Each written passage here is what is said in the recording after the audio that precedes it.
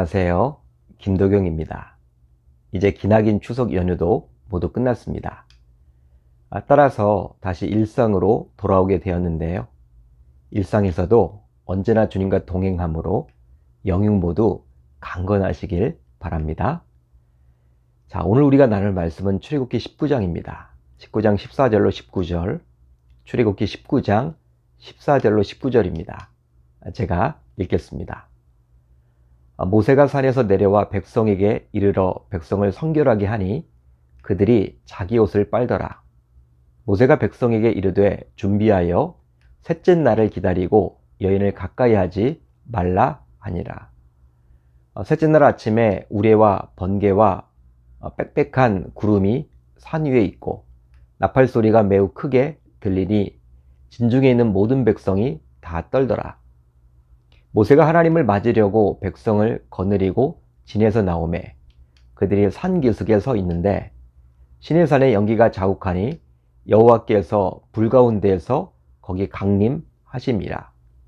그 연기가 옹기가마 연기같이 떠오르고 온 산이 크게 진동하며 나팔 소리가 점점 커질 때 모세가 말한 즉 하나님의 음성으로 대답하시더라. 아멘.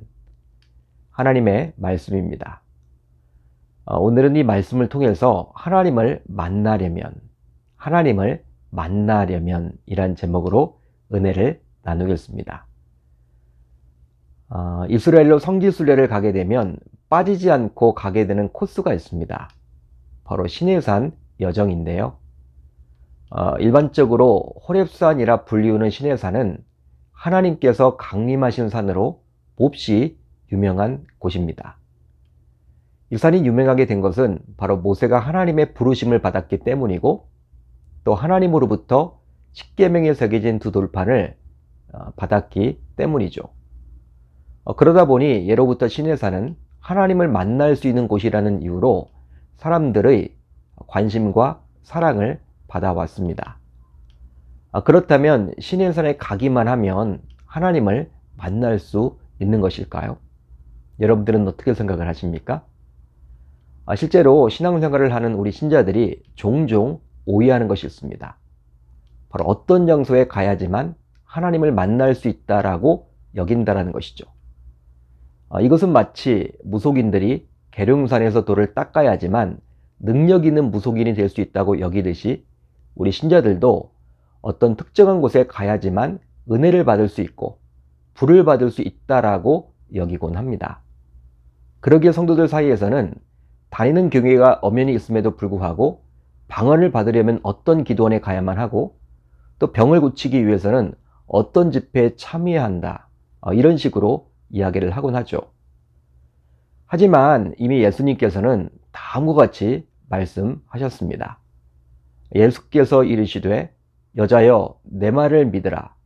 이 산에서도 말고 예루살렘에서도 말고 너희가 아버지께 예배할 때가 이르리라. 아멘. 하나님께서 받으시는 예배를 드리기 위해서는 예배를 드릴 장소가 몹시 중요하다고 여겼던 수가성 여인에게 우리 예수님께서는 어디에서 예배를 드리느냐에 따라서 하나님께서 예배를 받으시는 것은 결코 아니라고 분명히 말씀하셨습니다. 그러면서 그 유명한 말씀을 남기셨는데요. 바로 다음과 같습니다.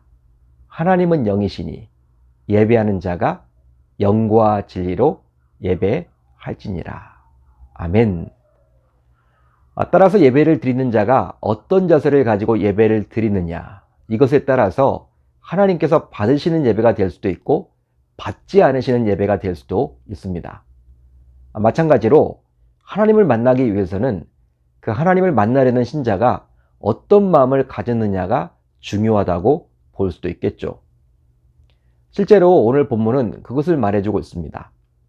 시내산에 도착한 이스라엘 백성들에게 하나님께서는 모세를 통해서 다음과 같이 말씀해 주셨는데요. 여호와께서 모세에게 이르시되 너는 백성에게로 가서 오늘과 내일 그들을 성결하게 하며 그들에게 옷을 빨게 하고 준비하게 하여 셋째 날을 기다리게 하라. 이는 셋째 날에 나 여호와가 온 백성의 목전에서 시내산에 강림할 것임이니. 아무리 하나님께서 선택하신 이스라엘 백성이라 하더라도 성결을 준비하도록 하나님께서는 요구하십니다. 이유가 있는데요. 바로 하나님은 속성상 거룩하신 분이시기에 그분을 만나기 위해서는 오직 성결해야만 하기 때문이죠. 실제로 모세를 처음 만났을 때에도 떨기나무 불꽃 가운데 임하신 하나님께서는 모세로 하여금 신을 벗도록 우선 요구하셨죠. 즉 모세를 그냥 무작정 만나주신 것이 아니라 심지어 그를 부르셨음에도 불구하고 하나님은 모세에게 신을 벗는 것이 우선이라고 말씀하셨습니다. 여러분, 당시 신을 벗고 다니는 사람은 주인에게 예속된 노예였습니다. 따라서 하나님께서 모세에게 신을 벗으라고 요구한 것은 이제 하나님의 종이라는 그런 의미죠. 종이 되라는 의미예요. 종으로서 하나님을 만날 수 있다라는 의미입니다. 즉 하나님의 종이라는 정체성을 가질 때만이 하나님을 만날 수 있기 때문에 하나님은 그렇게 신을 벗으라고 이야기를 한 것입니다. 마찬가지로 입었던 옷을 빠는 일은 낡아 빠진 일상에서 벗어나서 이제 새로운 마음을 가지라는 의미가 담겨져 있는데요. 이제 이런 하나님의 요구대로 모세는 백성들에게 하나님을 만나기 전에 우선 성결하라고 말씀합니다. 자, 오늘 본문 14절로 15절을 볼까요? 이렇게 기록이 되어 있습니다. 모세가 산에서 내려와 백성에게 이르러 백성을 선결하게 하니 그들이 자기 옷을 빨더라. 모세가 백성에게 이르되 준비하여 셋째 날을 기다리고 여인을 가까이 하지 말라 하니라. 모세는 자신이 하나님께 들은 대로, 즉 들은 그대로 하나님의 말씀을 백성들에게 전하게 되었는데요. 그런데 부부간의 잠자리도 삼가하라는 것이 추가되었습니다. 그렇다면 이것을 어떻게 생각하면 좋을까요? 바로 더러운 옷과 성생활이 부정해서가 아니라 특별한 만남을 앞두고 몸과 마음가짐을 단정하게 하라는 의미가 있는 것이죠. 따라서 옷을 빨아 입고 성생활을 절제하는 일은 거룩하신 하나님을 만나기 위한 최소한의 준비 과정의 일부라고 볼 수도 있습니다. 그렇습니다. 하나님을 만나기 위해서는 만나려는 자의 성결이 반드시 필요합니다. 즉 결혼 첫날 신부가 정결하게 준비하고 신랑을 맞이하듯 이스라엘 백성들은 모세의 지도를 따라 옷을 빨고 성적 행위를 금함으로써 성결케 되었죠. 그렇다면 이제 오늘 말씀을 이제 우리에게 한번 적용해 보았으면 좋겠습니다. 나는 과연 하나님을 만나기 위해 예배를 드리면서도 몸과 마음이 깨끗한 상태에서, 즉 성결한 상태에서 예배를 드리고 있는가? 쉽게 말하면 주일에 예배를 드리기 전 이미 신랑이신 주께서 흡족히 여길 만큼 마음을 잘 단장한 상태인가?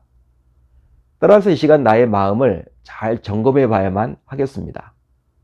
그런데 오늘 말씀을 묵상하다 보면 한 가지 의문이 생기게 되는데요. 즉, 왜 하필 셋째 날을 기다리라고 하나님께서는 말씀하셨을까요? 자, 오늘 보면 11절을 보세요. 11절을 보시면 이렇게 기록이 되어 있죠. 셋째 날을 기다리게 하라. 이렇게 나옵니다. 그런데 또 있습니다. 15절을 보시면 셋째 날을 기다리고.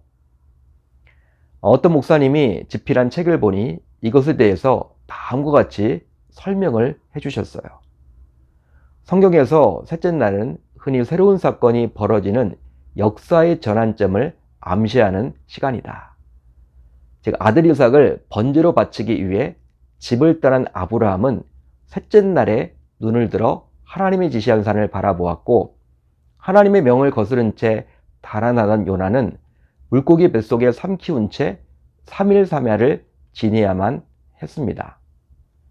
또 예수님은 어떤 바리새인들이 와서 헤롯이 당신을 죽이고자 하나이다 라고 알렸을 때 가서 저 여우에게 이르되 오늘과 내일은 내가 귀신을 쫓아내며 병을 고치다가 제 3일 내는 완전하여 지리라 하라고 말씀하셨죠.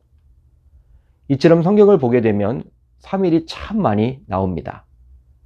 그러기에 3일은 어떤 사안 앞에서 자신의 감정과 태도를 성찰하는데 꼭 필요한 시간인지도 모르겠어요. 실제로 우리도 어떤 문제로 화가 많이 났더라도 3일 정도 지나면 자연스럽게 풀리는 경우를 경험하곤 하죠. 또 사랑하는 자의 장례의 경우에도 첫날에는 너무나도 슬펐다가 3일 정도가 지나면 자연스럽게 마음이 정돈되기도 하는 모습을 경험하기도 합니다. 오늘 본문을 보게 되면 그 3일 동안 백성들은 산에 올라가서도 안 되었고 모세가 설정해 놓은 경계선을 넘어서도 안 되었습니다. 그뿐만이 아니라 여자를 가까이 해서도 아니 되었죠. 한마디로 일종의 제약이 있었습니다. 자, 이제 말씀을 정리하려고 하는데요. 하나님은 우리에게 먼저 찾아오신 분이시지만 동시에 인간이 함부로 대면할 수 없는 분이십니다. 바로 하나님은 거룩한 분이시기 때문이죠. 그러기에 우리는 하나님을 만나기 위해 우선 성결해야만 합니다. 그렇다면 옷을 빨고 부부관계를 절제하기만 한다면 하나님을 만날 수 있는 것일까요? 결코 그렇지 않죠. 바로 우리의 마음과 생각과 말과 행동이 거룩한 하나님을 받아들일 수 있도록 깨끗해져야만 하겠습니다. 따라서 우리 모두 예배를 드리는 것도 좋지만 그 예배를 통해서 하나님을 꼭 만날 수 있도록 우리 전부를 깨끗게 할 수 있어야 할 줄로 믿습니다. 자, 이제 우리 공동체가 함께 나눌 기도 제목인데요. 두 가지입니다. 우선 하나님을 만나려면 우리의 준비가 필요함을 꼭 기억하게 하소서. 다음으로 추석 이후 새로운 마음으로 삶을 새롭게 시작해서 살아가게 하소서. 오늘 하루도 말씀을 붙들고 기도하는 가운데 주님의 세밀한 음성을 듣는 저와 여러분들이 다 되셨으면 좋겠습니다.